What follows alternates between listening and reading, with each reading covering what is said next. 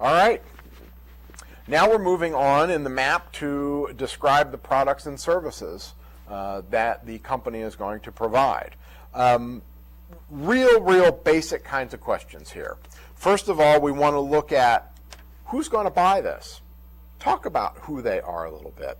If you're gonna start a lawn mowing business, let's say, well, first of all, we know that these are generally homeowners, generally renters, may or may not, I guess, have to take care of that, but certainly they're going to be people with lawns. So we're going to state the obvious sometimes here. If you're going to start a pet walking business or a dog walking business, you got to be highlighting people with dogs, first of all.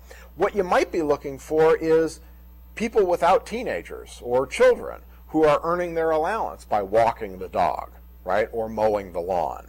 So we're looking for both what is and what isn't sometimes. We're looking for people who have that kind of disposable income who could actually hire somebody to mow their lawn. We may be looking for commercial accounts. When we talked again about primary and secondary customers, a primary customer for a lawn mowing business or a landscaping business may be the average homeowner. Your secondary customer, which is somebody who doesn't use the product as often or in exactly the same way as the primary customer, may be the county recreation program, which has ball fields, and maybe they need a spring cleanup every once in a while. Maybe their crews already mow their lawn every week, or maybe the ball teams, that's part of the deal, is that they have to mow the lawn every week. But maybe every spring and fall they need a big cleanup. That may be a secondary customer for you. They're not going to buy it as often, but boy, when they buy it, it's big money for you. So you don't want to overlook them. When you're thinking about who's going to buy or who's your customer, how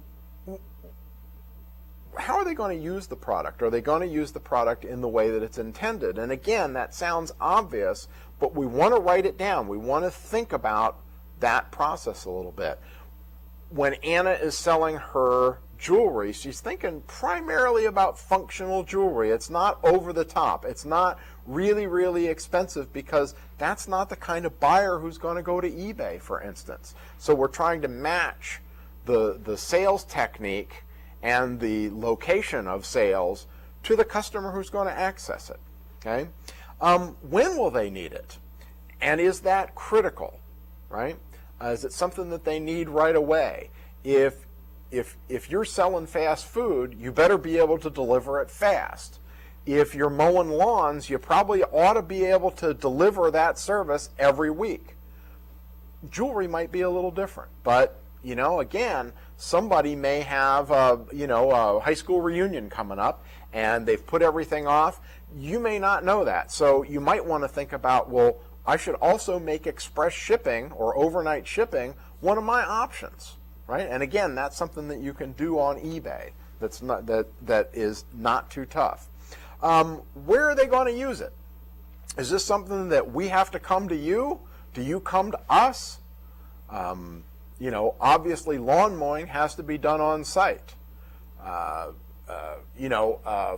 the jewelry sales, we'll think about, where are they going to use the jewelry? Well, at work, at school, out in public generally. So again, we want something that's functional, something that's easy to use, not something that's going to weight people down. We don't want 20-pound pairs of earrings, for instance. How are they going to find your product or service? And again, in Anna's case, we've worked that out, right? It's on eBay.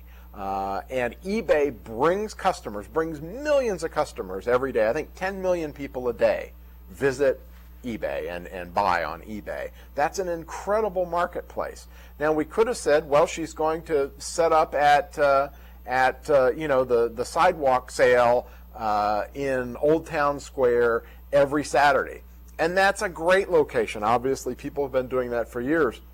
Whether or not she can get in there, whether or not she has to pay a fee to the city that may be too exorbitant for her at this starting point, the fact that it's going to be very hard for her to do that accessibility-wise because it's not an accessible space, those are all going to be tough. So finding her jewelry there, probably not a great outlet for her, right? And then again, asking the question, why do they need this? Well, why do people need jewelry? Again, it's an accoutrement to what you're wearing. It says something about your culture and about what you believe. So those are important pieces.